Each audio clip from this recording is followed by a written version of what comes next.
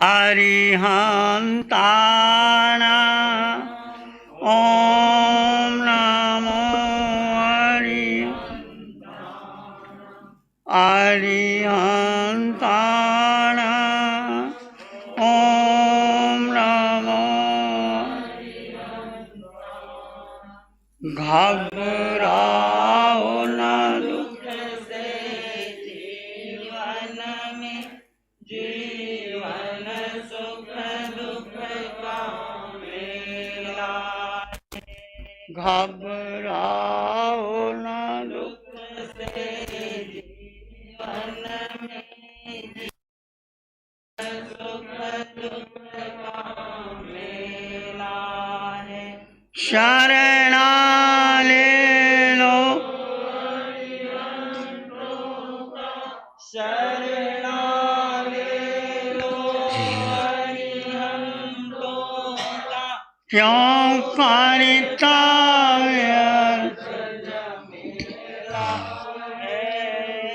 ये प्रभु सिमरन की बेला है। अरिहंताण ॐ नमो अरिहंताण, अरिहंताण ॐ नमो अरिहंताण। नमो नमो अरिहंताण, नमो नमो अरिहंताण। अरिहंत परमात्मा महावीर क्षेत्र में विराजमान, जिनकी अनंत अनंत कृपा हम सब पर बरस रही है, उस प्रभु की अनंत करुणा, अनंत मैत्री, अनंत ज्ञान, अनंत साधना को अनंत अनंत नमन प्रार्थना कृतज्ञता के भाव। शासनपति भगवान महावीर, जिनका धर्म शासन, धर्म संग, धर्म तीर्थ में हम सब धर्म का अमृत पान कर रहे हैं, उस प्रभु की साधना को, प्रभु के ज्ञान को, प्रभु की वाणी के, प्रभु की मैत्री को अनंत अनंत नमन प्रार्थना कृतज्ञता के भाव। प्रभु महावीर की वाणी का ही सूत्र, आचारांग सूत्र की चर्चा चली थी कि अस्तित्व का बोध, जब तक जीव को अपने स्वरूप का बोध नहीं होता, तब तक वो अनादिकाल से भटकता रहता है। हम सभी अनंत काल से संसार चला आ रहा है। हम सभी ने 4 गति 84 लाख जीवजनी में, भगवान कहते एक बार नहीं, असंख्यात बार नहीं, अनंत बार जन्म मरण किया। क्यों? कि हमें पता ही नहीं कि मैं कौन हूँ, मेरा अस्तित्व क्या है, मेरा स्वरूप क्या है, मैं किस लिए आया था, मुझे करना क्या चाहिए। आई है आस आई, कजा ले चली चले, ना अपनी खुशी से आए ना अपनी खुशी से गए। आपका जन्म होता है, आपको पता है आप कहाँ जाएंगे, आपको पता है आपके माता पिता कौन बनेंगे, आपको पता है आप किस परिवार में जाके जन्म लेंगे। कुछ पता नहीं। गर्भ में 9 महीने बीत जाते हैं, माँ की अनुकंपा से शरीर बड़ा हो जाता है। वही शरीर बाहर आता है, माँ को अत्यंत वेदना होती है, और वही आकर के फिर वो संसार में उलझ जाता है। उसको बोध ही नहीं कि मैं हूँ कौन, कहाँ से आया हूँ। तो हमने चर्चा की थी,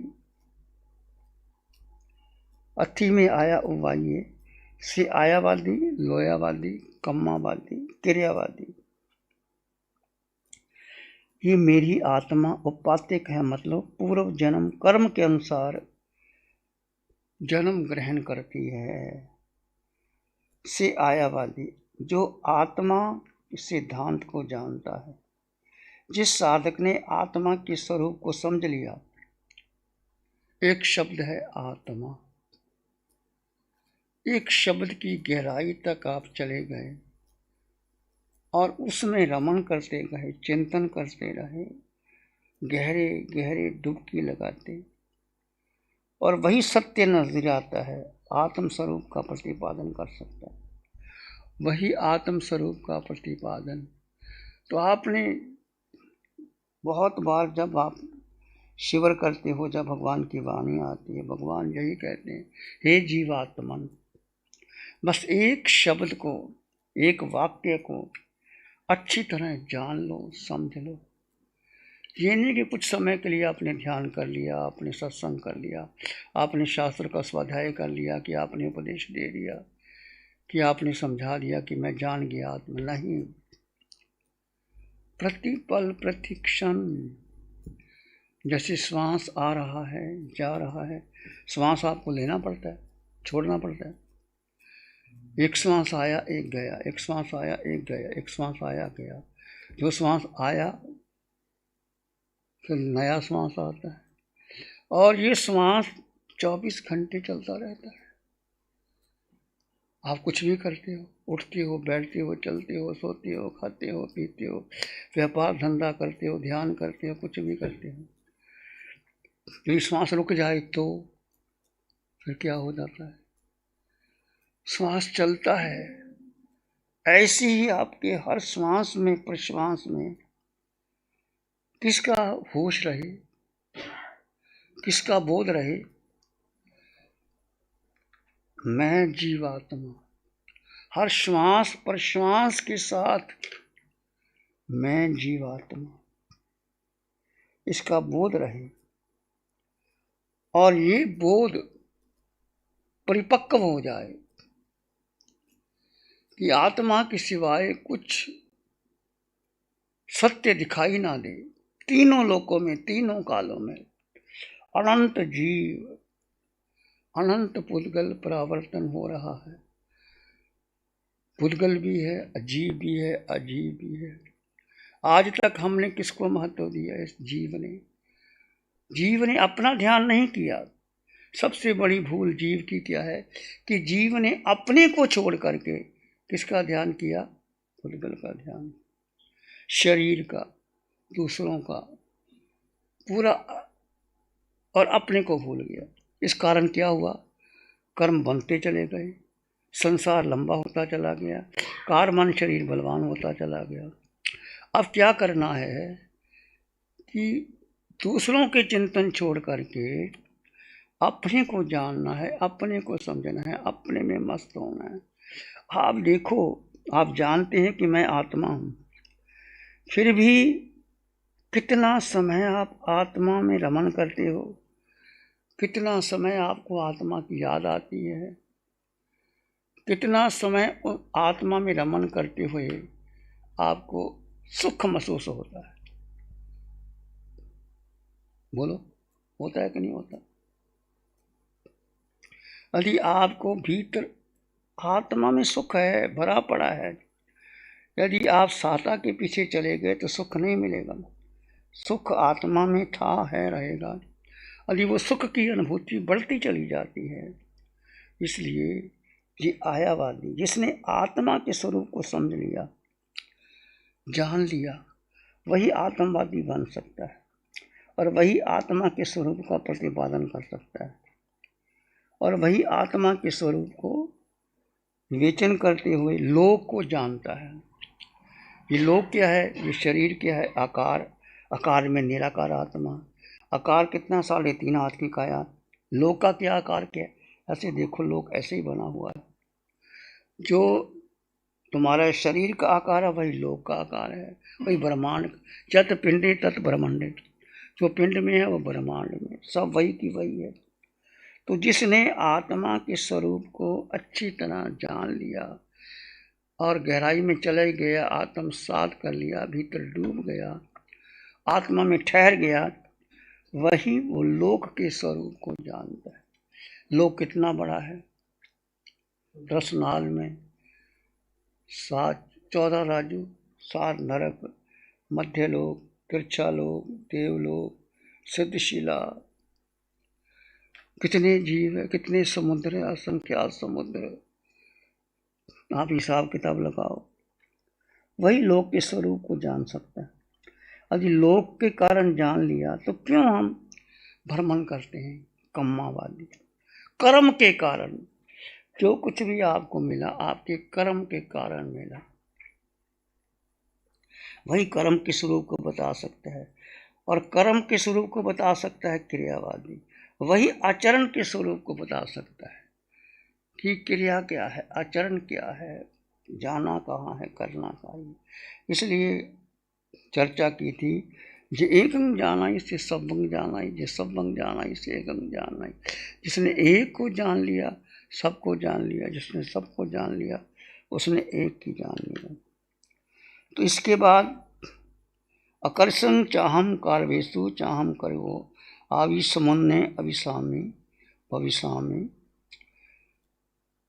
करना कराना अनुमोदना। जीव दृष्टा भाव में रहे। जीव का स्वभाव है ज्ञाता दृष्टा, जानो और देखो, कोई प्रतिक्रिया नहीं करना। परंतु जीव क्या कहता, मैंने किया, मैंने कराया, मैंने अनुमोदा। मन से, वचन से, काया से, 3 करण 3 योग और 3 काल, भूत भविष्य वर्तमान।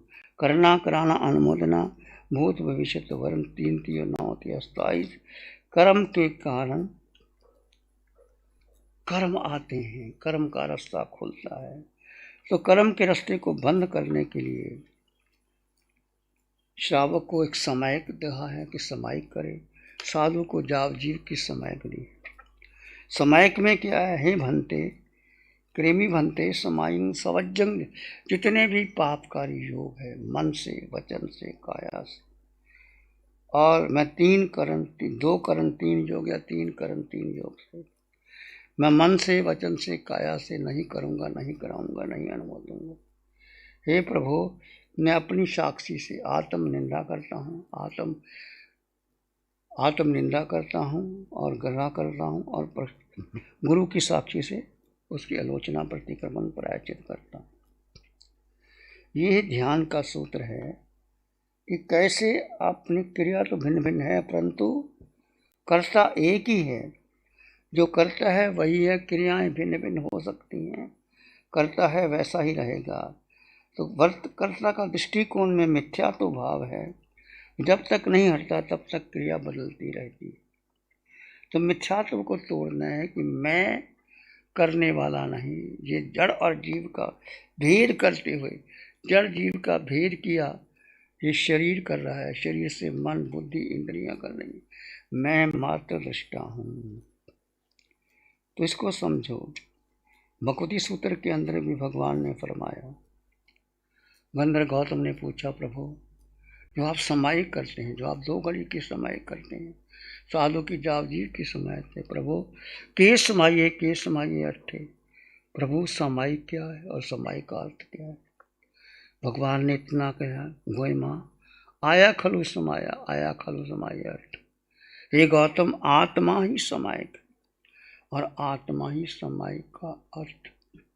जिसने आत्मा को जान लिया, आत्मा पर श्रद्धा कर ली, प्रतीति कर ली, रुचि कर ली और उसमें ठहर गया, आत्मा का आत्मा में ठहर जाना, ये ध्यान का सूत्र है। ध्यान 11वां तप है।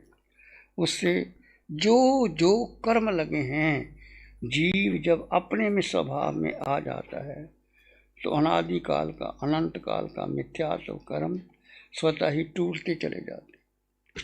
तो करना क्या है, हमने अपने को जान करके अपने में ठहरना है। इसलिए यदि आपने अपने स्वरूप को जान लिया, पहचान लिया, यदि स्वरूप को नहीं जाना तो कितनी क्रियाएं कर लो, कितने धर्मशास्त्र पढ़ लो, कितने तप कर लो, कितने ही साधना कर लो, संयम ले लो, जीव का मोक्ष नहीं हो सकता। तो पहली शर्त है कि आपको अपने स्वरूप का बोध हो, स्वरूप को बोलने आपकी रुचि हो और उसमें आप रमन करें, आपको श्रद्धा आए। श्रद्धा आने के बाद सुख भीतर से प्रकट हो जाए, ये आपका स्वरूप है। तो हमारा जीवन कैसा चलता है? तत्खलु भगवता प्रेरणा पवैया। कर्म बंधन के कारण भूत क्रियाओं के संबंध में भगवान महावीर ने प्रज्ञा का उपदेश दिया है। या प्रज्ञा और प्रत्याख्यान प्रज्ञा। जो कर्म बंधन की क्रिया है, करना, कराना, अनुमोदना, मन से, वचन से, काया से, तीन करण, तीन योग, भूत भविष्य वर्तमान। इसका एक ही कारण है कर्म, और संसार का कारण है कर्म। और जब तक संसार है परिभ्रमण चलता ही रहेगा। संसार परिभ्रमण का कारण क्या है? हम क्यों संसार में पड़े हैं? एक कर्म आश्रित जीवन है, एक धर्म आश्रित जीवन। हम कर्म में उलझे रहते हैं और धर्म के नहीं रहते। कर्म आश्रित किए संसार में खड़े हैं, कर्म का उदय है। ये कर्म कैसी है? युगों की चंचलता और कषाय की तीव्रता। कर्म आश्रित जीवन क्या होता है? योग क्या है? मन वचन काया की चंचल स्थिरता नहीं रहता। उसमें आता है योग सूत्र में चित्त वृत्ति निरोधा, चित्त की वृत्ति का निरोध करना, यही योग है। मन वचन और काया, आप देखो कुछ भी करते हैं तो मन चंचल हो जाता है। ध्यान करते हो, पाठ करते हो, स्वाध्याय करते हो, कहीं भी जाते हो, मन कहीं ना कहीं योगों की चंचलता। और कषाय क्या है? मन क्रोध मान माया लोभ, इसकी तीव्रता के कारण संसार में हम भ्रमण कर रहे हैं। तो मुक्ति का मार्ग क्या है? यहाँ चंचलता है, योग स्थिरता, योगों में ठहर जाए और चित्त उपशांत हो जाए तो मुक्ति का मार्ग मिल जाता है। तत्व ज्ञान की समझ के बाद भी प्रथम अर्थ ये होता है कि हम जो कर्म आश्रित जीव जीते हैं वो आत्मा पर कर्म राज्य, ये समझ में आता। वस्तु युगों की चंचलता कषाय की तीव्रता जब तक रहेगी तब तक संसार में जीव भटकता रहेगा। ये उन्हें समझना चाहिए। तो इसलिए भगवान ने कहा प्रज्ञा, ज्ञा प्रज्ञा और प्रतिज्ञान। ज्ञा मैंने जानना, और जानने के बाद उसका त्याग कर देना। जैसे आपने चतुर्मास में बहुत सी चीज़ों का त्याग कर दिया, पोल्यूशन आएंगे त्याग कर देंगे। कोई अपने आप से तपस्या कर रहा है, वो जान करके फिर उसको समझ करके। ज्ञा प्रज्ञा जानना और प्रत्याख्यान प्रज्ञा प्रत्याख्यान कर देना, जानना और जान करके छोड़ देना। इससे आपका जीवन जो कर्म आश्रित है वो धर्म आश्रित हो जाएगा। धर्म आश्रित बनने के लिए हम क्या करना चाहिए? भगवान ने कहा अकर्मण्येव मोक्ष है, अकर्म ही मोक्ष है। अक्रिया सिद्धि, सोमने नाने या बिनाने पचकालने या संयमे अन है तवे चे बदाने अक्रिया सिद्धि। सिद्धि कब होती है? जब कुछ नहीं करना, सब छोड़ देना है।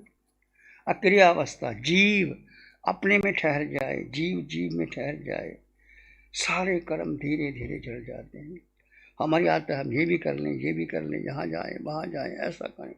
शांत होकर के, कभी आप लोग जब आपको समय मिले एक समय किया, शांत होकर के, मौन होकर के अपने भीतर के विचारों को, मन की चंचलता को, योगों की चंचलता को जानो और देखो। साक्षी भाव से, दृष्टा भाव से जानो और देखो। आपके धीरे धीरे कर्म क्षय हो जाएंगे और आपको शांति मिल जाए। अक्रिया अवस्था से सिद्धि मिल। अकर्म यानी आत्मा का शुद्ध स्वभाव में रमन। ये बहुत कम लोग समझ में आते हैं कि शुद्ध स्वभाव में रमन तभी हो सकता है जब पहले आत्मा का बोध हो जाए। केवल शरीर व चित्त को शांत कर लेना ध्यान की तैयारी मात्र है। आत्मा का बोध, अस्तित्व का बोध। पूछो अपने आप से, क्या मैं समझ गया हूँ, जान गया हूँ? मेरा स्वरूप क्या है? पहले मैं कौन था, आगे जाऊंगा कहाँ? निश्चित है जाना, और क्या पता कब जीव निकल जाए, शरीर शमशान की राख बन जाए। तो मेरे पास जितना समय बचा है, मेरा जीवन जो कर्म आश्रित है वो धर्म आश्रित बन जाए। मैं धर्म में जीऊँ और अपने स्वरूप की तैयारी करूँ। इसलिए आप श्रावक के 12 व्रत, मुनि के 5 महाव्रत दिया है। तो मुनि कौन होता है, श्रावक कौन होता है? जो श्रद्धा विवेक से आचरण करता है वो श्रावक होता है। और मुनि कौन होता है? जिसने अपने मन का शोधन कर लिया, मन को गोपन कर लिया। मन को गोपन करना, गोपन किससे? मन से, बुद्धि से, इंद्रियों से। मन को गोपित कर लिया। इस एक परीक्षा से सारी परीक्षाएं हो जाती है। असुत्ता मुनि मुनिनु से जागरंती, भगवान से पूछा मुनि कौन होता? असुत्ता मुनि, जो जागरूक है, जो प्रतिपल प्रतिक्षण अस्तित्व का होश है। आप कुछ भी करो, यदि आप जागरूक है। श्रीमद रायचंद जौहरी थे, पर स्वरूप का बोध था। कुछ भी करते वो 24 घंटे अपने ध्यान में लगे रहते, चाहे वो चलते उठते बैठते व्यापार धंधा करते अपने भीतर। तो आप और हम सभी तैयारी करें, 1 घंटा 2 घंटे 3 घंटे जब समय खाली मिल जाए तो करना क्या? अपने को जानना, अपने को देखना, अपने को समझना। इस आकार और निराकार 2 तत्व है। आकार और निराकार दोनों को अलग अलग करते हुए निराकार में ठहर जाना। ये आकार कर्मों का बंधन है। जो जो दिखाई देता है आपको, जिसको आपने माना, ये आकार में कर्मों का बंधन। और निराकार, इस आकार में जो निराकार आत्मा है उसमें 8 गुणों की संपदा है। तो ध्यान किसका करना है? निराकार का करना है, आकार का नहीं करना। आकार का बहुत बार देखा, जाना, सुना, सब में निराकार के दर्शन करो और अपने आप को समझो। तो मुनि,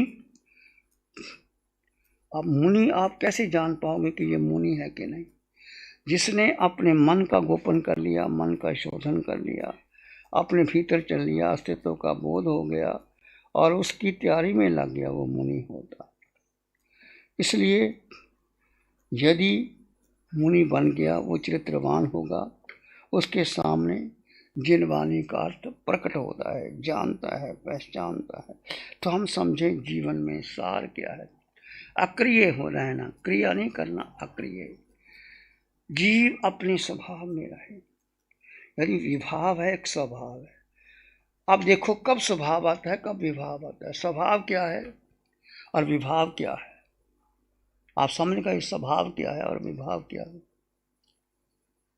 स्वभाव किसका, विभाव क्या है? बोलो, स्वभाव क्या है, विभाव क्या है?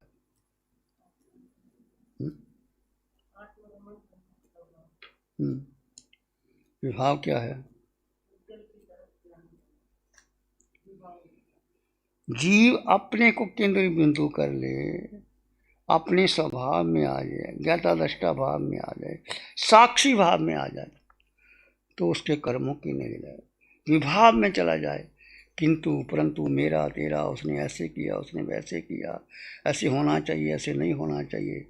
जब जीव क्रिया प्रतिक्रिया, तेरा मेरा, अच्छा बुरा संबंध बनाने में लगा रहता है तो विभाव। तो आप देखो, जब आपके जीवन में कोई प्रतिक्रिया आती है, शिकायत भाव आता है, क्रोध मान माया लोभ आते हैं, राग द्वेष आता है, मोह आता है, तो चित्त चंचल हो जाता है। योग की स्थिरता नहीं रहती और कर्म का बंधन शुरू हो जाता है। इसलिए चित्त को शांत रखना, योगों को संभाव में रखना, और जब जब विभाव आए तब स्वभाव में आओ। ये पता नहीं कब विभाव में आ जाए, कब स्वभाव में आ जाए। बैठे बैठे मन कहाँ चला जाए, मन कहानी बना लेता, हम उसके साथ साथ उलझ जाते। तो सबसे बड़ा शत्रु कौन है? विभाव। जो जीव को विभाव में ले जाए, मन बुद्धि इंद्रियों के साथ ले जाए, वो सबसे बड़ा शत्रु है। इतने भी हम कर्म का बंधन किया, वो कब किया? विभाव में किया, स्वभाव में नहीं किया। जीव अपने स्वभाव में रहे और दृष्टा भाव में रहे, और मैं जैसी आत्मा सब में समान आत्मा। सो हम जीवन में घटे, अनंत बार जन्म मन कर लिया कि ऐसे 84 में चक्कर में काटते रहेंगे। क्या मिला संसार में? इतने साल जी लिए तो क्या, 10 वर्ष और भी जी लोगे तो क्या हो जाएगा?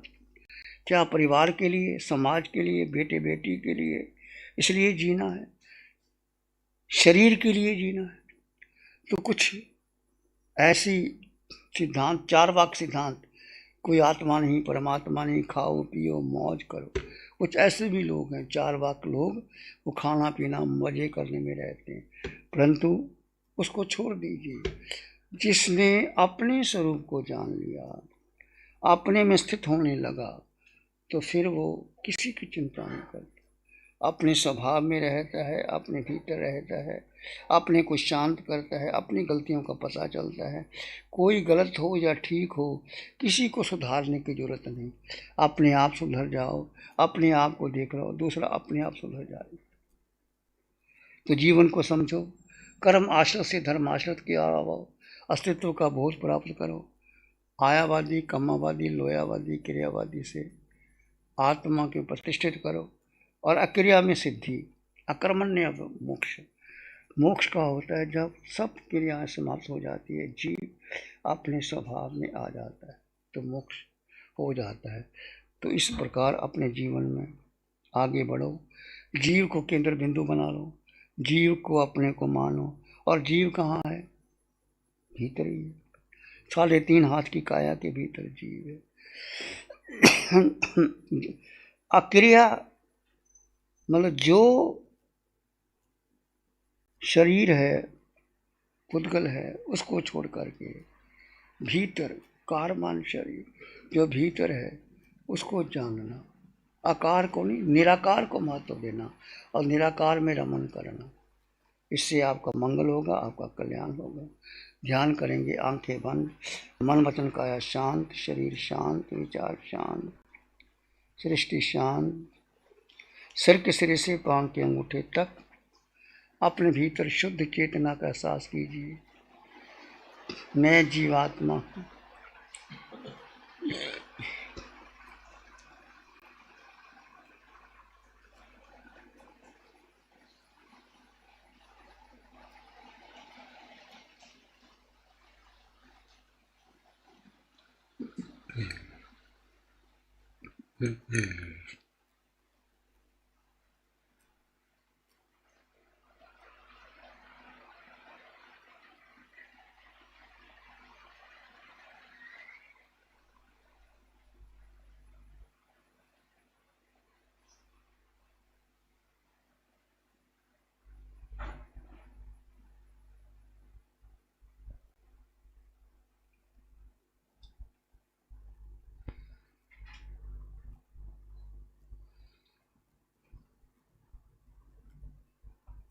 अपने भीतर गहन मौन और शांति का अनुभव करें। किसी विचार, संस्कार, धारणा को महत्व देना।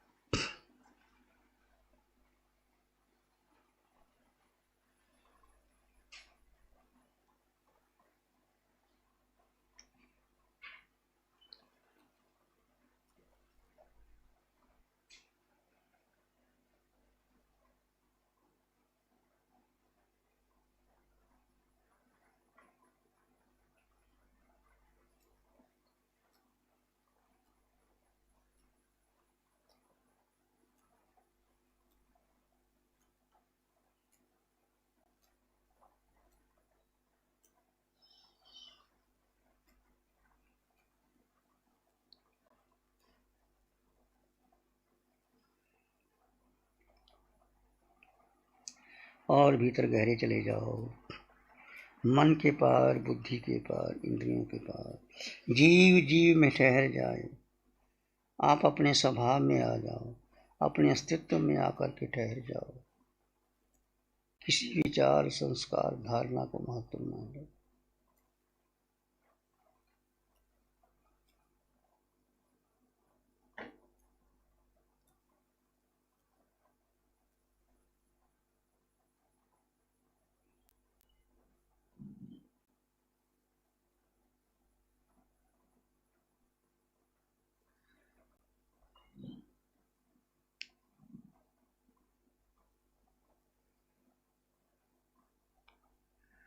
नमन करें हम धर्म को, धर्म बड़ा बलवान, धर्म सदा रक्षा करे, धर्म करे कल्याण।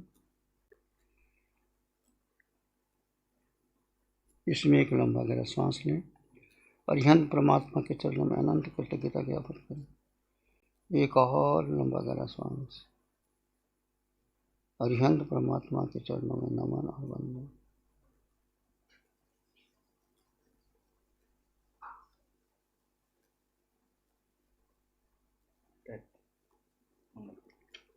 नमो अरिहंतानंग, नमो सिद्धानंग, नमो आर्यनंग, नमो जयनंग, नमो लोय सब साहबनंग, धम्मो मंगल मोकिठम, अहिंसा संयमो तवो देवादित्यं नमं संति, जस धम्मे श्यामनो श्री चत्तारी मंगलम, अरहंता मंगलम, सिद्धा मंगलम, साहु मंगलम, केवली पनतो धम्मो मंगलम, चत्तारी लोगोत्तम, अरहंता लोगोत्तम, सिद्धा लोगोत्तम, साहु लोगोत्तम, केवली पनतो धम्मो लोगोत्तम, चत्तारी शरणं पवज्जामि, अरहन्ते शरणं पवज्जामि, सिद्धे शरणं पवज्जामि, साहु शरणं पवज्जामि, केवली पनतं धम्मं शरणं पवज्जामि। चार